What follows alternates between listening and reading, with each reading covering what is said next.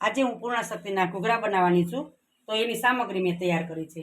1 વાટકી રવાનો લોટ લીધો છે અને એની હારે 1 વાટકી પૂર્ણાશક્તિનો લોટ લીધો છે। મગફળીના દાણા લીધા છે, એ શેકી અને મેં રેડી કરી લીધા છે અને એની જગ્યાએ તમે કાજુ બદામ અને કિસમિસ પણ વાપરી શકો।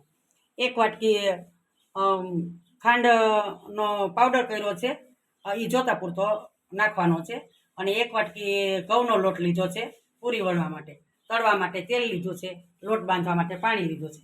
હવે આપણે રવો શેકી લઈશું।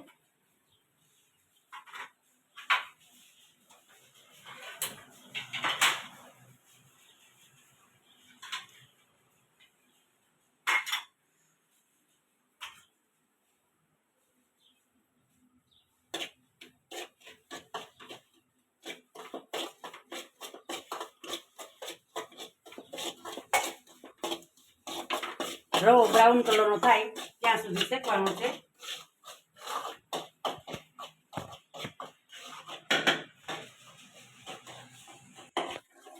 જો રવો બ્રાઉન કલરનો થઈ ગયો છે અને સરસ સુગંધ આવવા માંડી છે।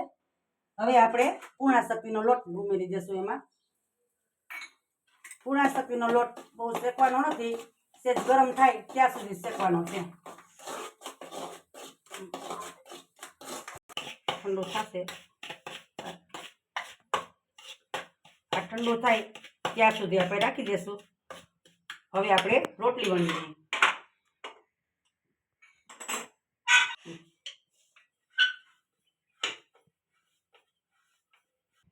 રોટલી વણી અને તૈયાર થઈ ગઈ છે। હવે આપણે મસાલો બનાવી લઈશું। જેમાં દળેલી ખાંડ ઉમેરશું જોતા પૂરતી, કારણ કે પૂર્ણાશક્તિના લોટમાં પણ મીઠાશ હોય, અને મગફળીના દાણા એડ કરી દઈશું।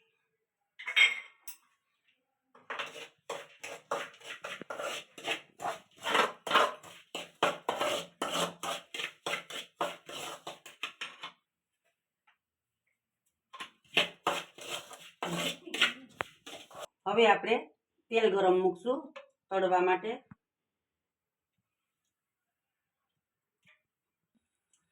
હવે આપણે ઘૂઘરા બનાવી લઈશું। ઘૂઘરાનું બીબું લીધું છે, એમાં આપણે રોટલી વણેલી છે એ મૂકી દઈશું અને મસાલો તૈયાર કર્યો એમાં ભરી લઈશું।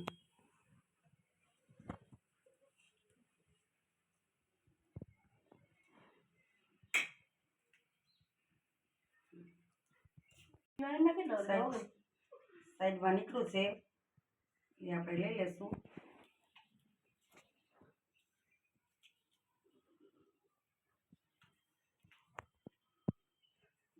ઘૂઘરા રેડી કરી નાખ્યા છે। હવે આપણે તેલ આવી ગયું છે તો તળી લેશું।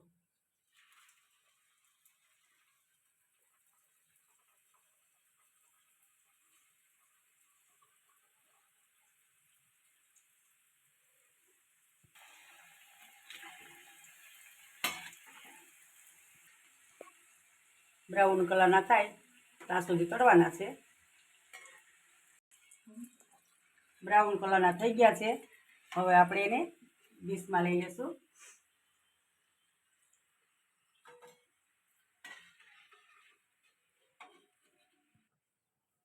ચાલો, આપણા ઘૂઘરા રેડી થઈ ગયા છે।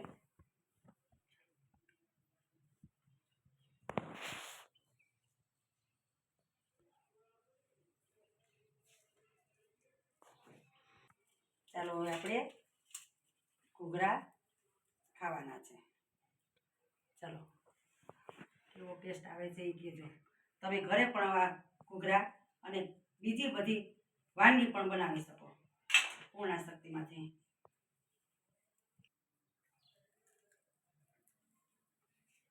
ખાવામાં કેવા ટેસ્ટી લાગે છે, હવે તમારી ઘરે ટ્રાય કરજો।